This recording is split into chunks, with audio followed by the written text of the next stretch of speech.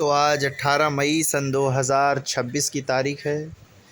ये देखिए अंशिका मिश्रा जी मोबाइल पे रील देखती हुई और हम बैठे हुए हैं पूर्ण आनंद के साथ। आप देख सकते हैं आशीष मिश्रा जी आज एकदम फ्रेश फाइन। आज वैसे भी खूब बढ़िया सोए हैं 5:30 बजे तक, 8:30 बजे से रात में थोड़ी देर उठे, फिर सुबह उठ के ब्रिस्क वॉकिंग और जो हम करते हैं अनुशासन प्रियता, उसके तहत हम उठे। सानू से भी बात हो गई है और आज शाम को शानू वहाँ चलने के लिए तैयार हो गए हैं 4:30 बजे तक। कल शाम को लालू भाई के साथ पार्क में बहुत घूमे, मज़ा आया और बहुत कुछ सीखा, बहुत कुछ जाना है।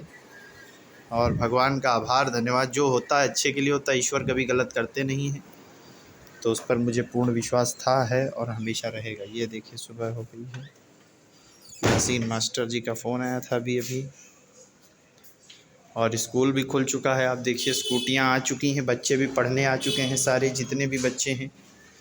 ये देखिए सारी स्कूटी यहाँ से लेके वहाँ तक लगी हुई हैं। आइए आपको दिखा दे। ये देखिए सारी स्कूटी आप देख सकते हैं, बच्चे सब पढ़ रहे हैं, अंदर भीड़ लगी पड़ी है, पूरा प्रार्थना हो चुकी है और हमारी बाइक खड़ी हुई है यहाँ पर सामने।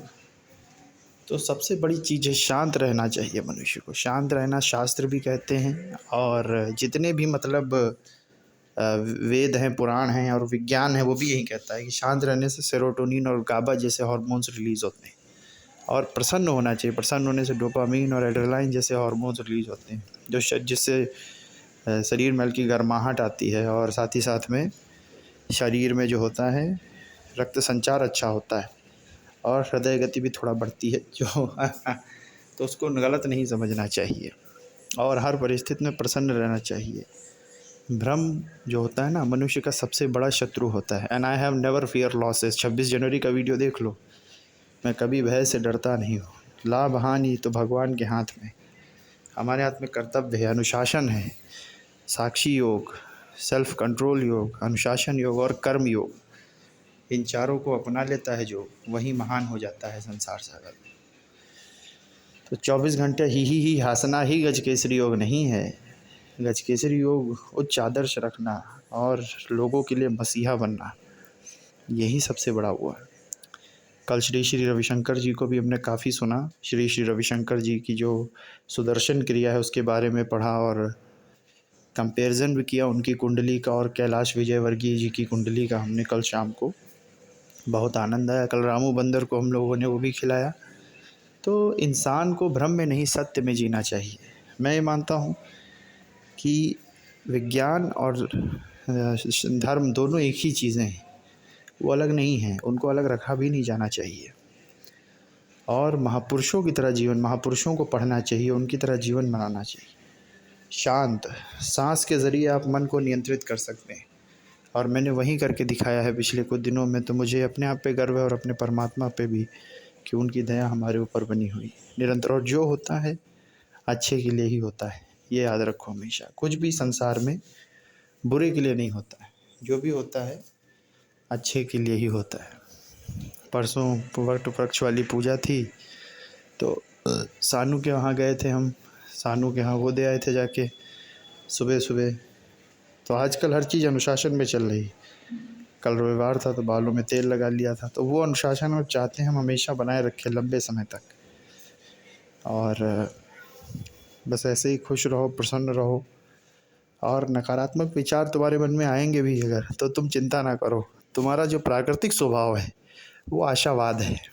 चाहे कितने भी नकारात्मक विचार आ जाए, चाहे कितने भी विचार आ जाए, तुम्हारे अंदर एक काबिलियत है जो ईश्वरीय है। समाधान खोजने की ताकत तुम्हारे अंदर जो है वो ईश्वरीय देन है। वो जन्मपत्री बताती है, जन्मपत्री वेदों का नेत्र है। तो इसलिए आप निश्चिंत रहो।